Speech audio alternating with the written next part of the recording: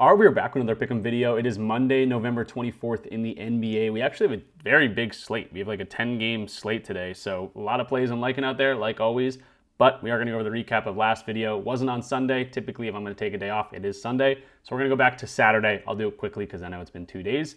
And then we'll get into the picks for today. So if that sounds cool, go ahead and leave the video a like, comment something down below, subscribe if you are new. All those good things do help YouTube push this video out a little bit more. So let's hop in the recap so we can get into the plays for today. So I know it was 2 days ago, but we did have a losing day, so I don't want to brush over that. And we could have very well had a winning day if Alex Sarr didn't miss the 2 free throws. He was on the line with 16 points with about a minute left in that game. He goes 0 for 2 for the line, so that's an unfortunate one. Just got to knock down one of those for us to get over. But that's going to happen. Ends with 16 points on the hook. Porzingis was a great read. He had 29 points in that game. I also mentioned Dyson Daniels to you guys in that game too. He ended with 14 or 15 over his 10.5 line. Valanciunas, that was a play of, hey, the Kings suck. They've been sucking. Now they get the Denver Nuggets. But at the same time, you got to take the responsibility when it comes. The Nuggets are in a back-to-back situation, which they're usually pretty good.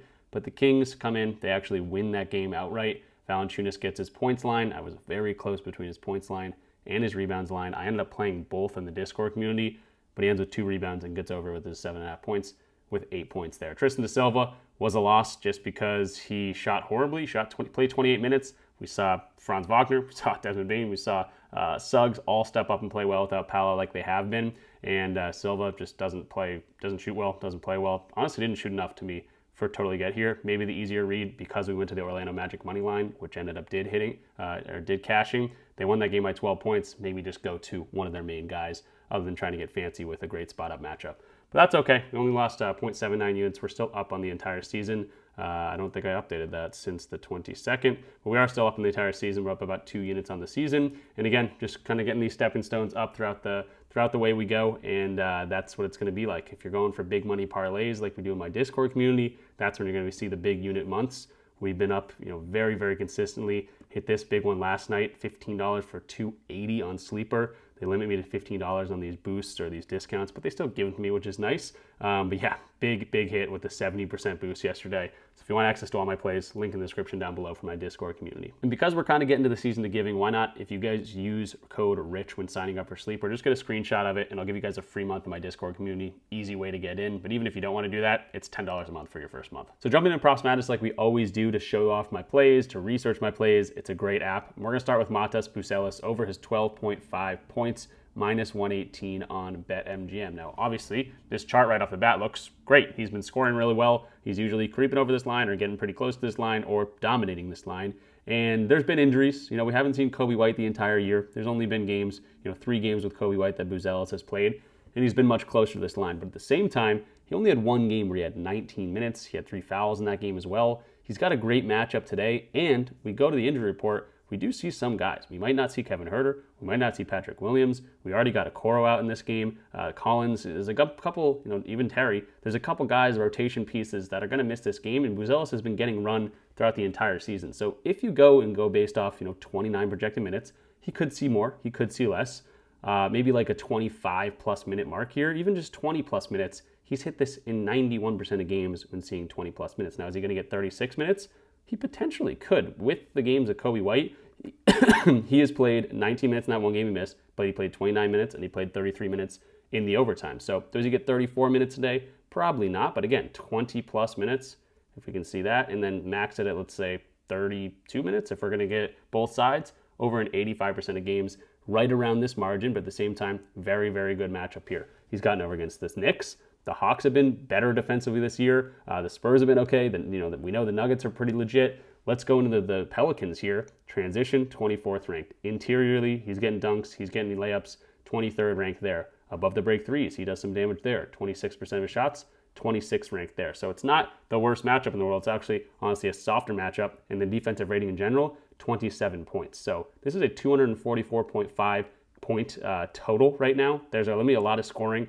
Both teams don't play much defense. So Buzelis at 12.5. He's been doing it all season. Yes, it's been right around that line, but I do think he's going to hit this line once again. So 12.5 points, minus 118. I'm loving this play. Is he going to creep over? Potentially. Is he going to crush this line? Maybe. Is he going to go just under? I doubt it. I like the 12.5, and that's what I'm rocking with our first play. Moving to the second play here, I really like PJ Washington to get some rebounds. -110 on the over 7.5 on Hard Rock right now. I'd easily play this up to -120 if that's where it's at, where you guys see it. But yeah, 7.8 boards per game. He did have a game where he played 5 minutes here, so I'm going to go to games where you're seeing 20 plus, because I'm expecting 25 to 30 to 35 minutes in this game if it stays relatively close. And he's been rebounding very, very well. Obviously, no AD in this one once again. Lively's going to be out. AD, again, doubtful as of right now. I don't think he's going to play. Lively's not going to be playing in this game. So we're going to see Gafford at the 5. We're going to see Cooper Flagg in there to get some rebounds. I honestly looked at his too. But I'm going with PJ Washington. We know he can rebound the ball. This is dating back to last year too. And again, if he's going to see 20 plus minutes, that's almost a given.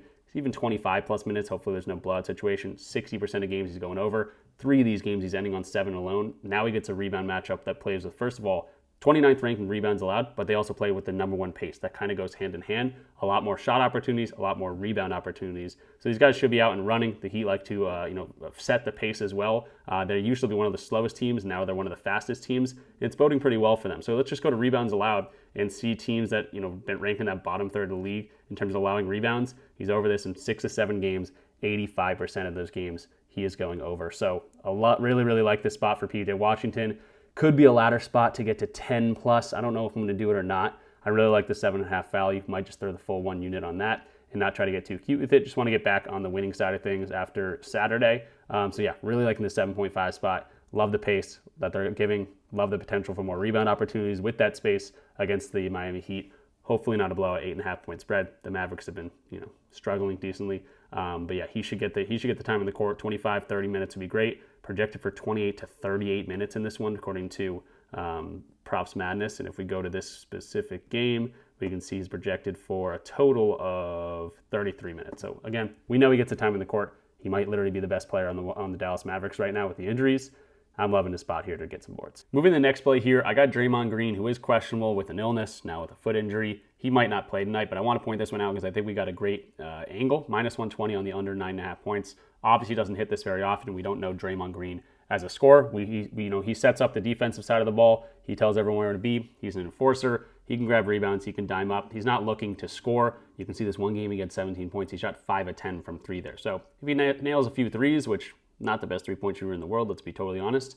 If he nails some threes early, maybe we're in trouble here. But it's also a 14.5 point spread. He's one of the first guys that loses minutes as an older dude on this team, especially dealing with an illness and a foot injury today. If he does play, he's going to be the first guy to lose minutes. Maybe he only sees 25 minutes if this is a blowout situation. It's also not like a primetime game. This isn't, he's not going up against LeBron and the Lakers, where he does kind of get up to play a little bit harder in those games. It totally seems like that. Maybe I'm reading into storylines a little bit more, but just watching the games, he's more in tune, more involved in those types of games. And if this is a 15-point game going in the fourth quarter, he's going to be one of those first guys to sit. So not a scorer in general. It is a good matchup for him to score. Yes, if he knocks down some threes, just doesn't typically shoot that much. He's dealing with the injuries. I'm going with a minutes play here. But also just against weaker competition, or really just in any sort of larger spread, closing line value here. Any game that they've been favored by more than 3.5 points, he's pretty much stayed under, except for this game against the Portland Trailblazers. Shot 2 of 6, 4 of 11 from the field. Even if he shoots 13 times, he stayed under. Some of these games that have 31-point win, 11-point win, and control that entire game, shot twice. So he doesn't shoot very often. He doesn't need to. I think the Blazers are a better team than the Jazz. And again, huge spread. I don't think he's going to need to do much.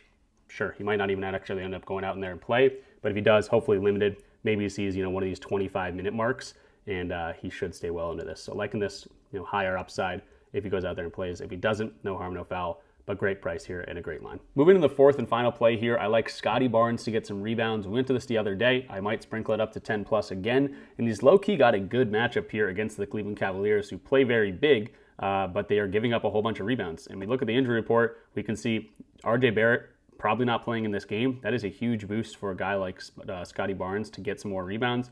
RJ Barrett, one of those guys that's kind of an underrated rebounder in this league. Pirtle will probably go out there and play, but Jared Allen questionable. Maybe they don't have the Twin Towers down there to gobble up more rebounds, and even so, they've been struggling rebounding. So really like this opportunity for Scotty Barnes. Without RJ Barrett, we have no data from last year or from this year, but we do have some data points from last year over in 54% of games. Again, huge upside to get over this rebound line. And the Raptors are a better team this year. They're staying in games, and it's a 2.5 point spread, even with RJ potentially missing this one. Hopefully he sees a lot of time in the court, and we know what he can do in that much time in the court. Again, this is going to be a minutes play, if he's going to go out there and get, 30 plus minutes, he's able to rebound a lot better. 50% of games going over this. If this can stay anywhere close, 32 minutes, you start creeping up. 33 minutes, 34 minutes, that's when the rebounds start to come. 71% of games, a lot of these are getting double-digit rebounds. And again, RJ Barrett, probably a better rebounder than people give him credit for. That just gives him more opportunities. Jared Allen on the other side of the court, potentially not in this one. So really liking the spot. If it stays close, if he gets the time in the court, which I think he should, Scotty Barnes, really, really good rebounder. If you don't want to go to the rebounding, I do really like, it's a 31.5 PRA line right now on BetMGM. Same price, -110. I like his opportunity to score without RJ. He gets a huge boost without RJ in the lineup because Brandon Ingram, Scotty Barnes, and RJ Barrett are kind of similar types of players. The way they score the ball, it's not a very good matchup for any of them to score today. But at the same time, you can see that he gets his scoring in a lot of different ways. It's not one of those guys that's like, 50% spot up, 50% pick and roll ball handling. No, it's 30%, 16% spot up. Get to the free throw line, pick and roll ball handling, cuts, pick and roll big man. He can do it all, and I like that avenue for him to be able to do a little bit more in the scoring side of things where other guys might get shut down a little bit more. So Scotty Barnes, really like his opportunity here with RJ Barrett potentially not playing in this one. PRA or rebounds, I'll leave it up to you. I'm going to go rebounds for the official pick. So that'll do it for me in this one. Let's do a quick recap. All 1-unit plays, except I did sprinkle 0.2 units on the over 9.5 rebounds for Scotty Barnes as well. Obviously over 7.5 boards. We got PJ Washington over 7.5 boards. Same price, 1-unit play. Draymond Green potentially might not play, but if he does play, loving the under 9.5. -120. Matas Buzelis over his 12.5 points. And again, if you think Draymond Green might not play in this one, maybe go after a Yusuf Nurkic double-double for +250. ESPN bet, great value. So yeah, that will do it for me. Definitely check out Props Madness. That was a tool I was using all throughout the video. Link in the description down below for 25% off your first month. This tool is awesome, so fun to use, one of the cheapest in the industry, so powerful. And of course, if you want access to all of my plays, you can get access to the Rich Club using the link down below, but also using code RICH. Giving away a free month if you use code RICH. Signing up for Sleeper, big win on Sleeper yesterday. So use code RICH when signing up for Sleeper. Get a screenshot of it. Join the free part of the Discord, or maybe comment something down below. Say, hey, I use your code, and we'll figure out how to get you in for a free month. It's very simple. Just let me know. But yeah, that'll do it for me. Thanks for watching. I will see you guys in the next one. Good luck with all your plays like always. And like the video, comment. It does tell YouTube to push it out a little bit more. Subscribe if you are new. We're doing this all season. I'll see you guys tomorrow. Peace out.